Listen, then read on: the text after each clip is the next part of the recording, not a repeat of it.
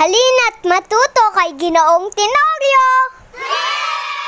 Magandang araw sa inyong lahat. Ngayong umaga ay kukwento ko sa inyo ang isang epiko na may pamagat na Ang Biyag ni Lamang. Isinulat ni Pedro Bucanig, epiko ng Ilocano. Kaya kung handa na kayong matuto, halina't matuto na tayo kay Ginoong Tenorio. Si Lamang, ang bayani ng Hilaga, ay anak ni na Don Juan Panganiban at Namongan. Sila ang mag-asawang nakatira sa may Nalbuan, sa may lambak ng ilog na Gilian sa La Union. Nang malapit ng mga anak si Namongan, si Don Juan ay nagpunta sa bundok upang parusahan ang isang pangkat ng mga igorot. Nanganak si Namongan at sa kanyang pagkamangha, napansin niyang ang kanyang anak ay may kakatwang laki ng katawan at nagsasalita na. Ipinangalan sa bata ay Lamang at siya na rin ang pumili ng kanyang magiging ninong at saka itinanong kung nasaan ang kanyang ama. Mabilis ang paglaki ni Lamang at nang 9 na buwan na siya, taglay na niya ang laki ng isang ganap na lalaki at nalamang di pa bumabalik ang kanyang ama. Sinundan niya ang kanyang ama. Sa daan ay napanaginipan niyang ipinagdiriwang ng mga igorot ang pagkamatay ng kanyang ama. Galit na galit siya at mabilis na tinungo ang tirahan ng mga igorot. At doon ay inabot niya ang pugot na ulo ng kanyang ama at paligid-ligid na sinasayawan. Pinatay ni Lamang ang mga igorot. Maliban sa isang, pinahirapan muna niya bago pinaalis. Nang bumalik si Lamang sa Nalbuan, pinaliguan siya ng ilang babaeng kaibigan niya sa ilog ng Amburayan. Sa kapal ng libag at sama ng amoy sa naugasang katawan, ang lahat ng isda sa ilog ay nangamatay.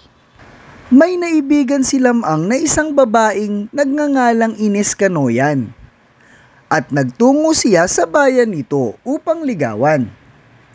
Kasama ni Lamang ang isang puting manok na tandang at isang aso. Nakasalubong niya si Sumarang na nanliligaw rin kay Ines. Sila ay naglaban at madaling napatay si Sumarang. Sa harap ng bahay ni Ines ay nadatnan ni Lamang ang maraming manliligaw ni Ines. Pinatilaok ni Lamang ang kanyang manok na tandang at karakarakay isang bahay ang nagiba. Dumungaw ang mga magulang ng dalaga. Ang pag-ibig ni Lamang ay ipinahayag ng kanyang tandang. Pumayag naman ang mga magulang ni Ines kung mapapantayan ang kanilang kayamanan. Umuwi si Lamang at nang magbalik siya sa Kalanutian, ang bayan ni Ines, sakay siya ng isang kaskong puno ng ginto na ang halaga ay lampas sa kayamanan ni na Ines. Kaya't sila ay ikinasal at nagkaroon ng malaking pagdiriwang. Lumipas ang maraming taon ay dumating ang pagkakataon upang manghuli si Lamang ng isdang rarang.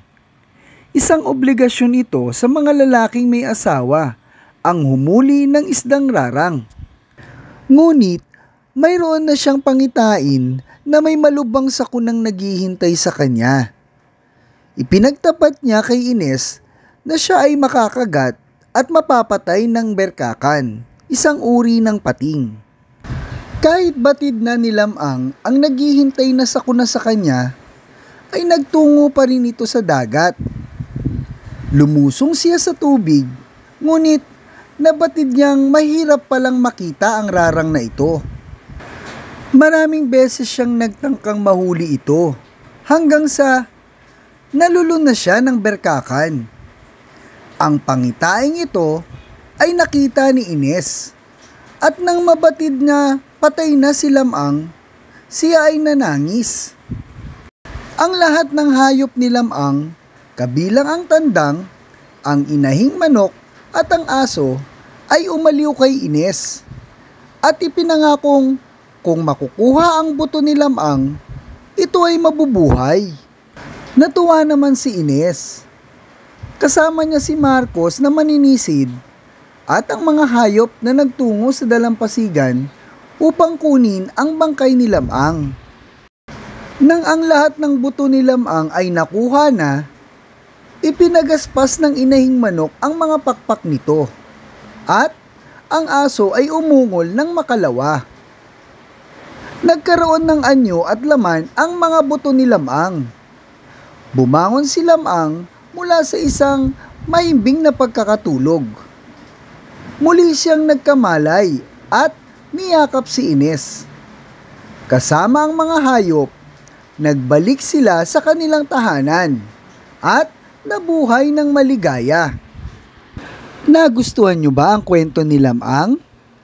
Nawa ay may natutuhan kayo sa ating paksang tinalakay. O magkita-kita tayong muli para sa isa na namang makabuluhang paksa. Muli, ito si Ginoong Tenorio na nagsasabing, edukasyon ang iyong susi sa pangarap mong minimithi. Paalam!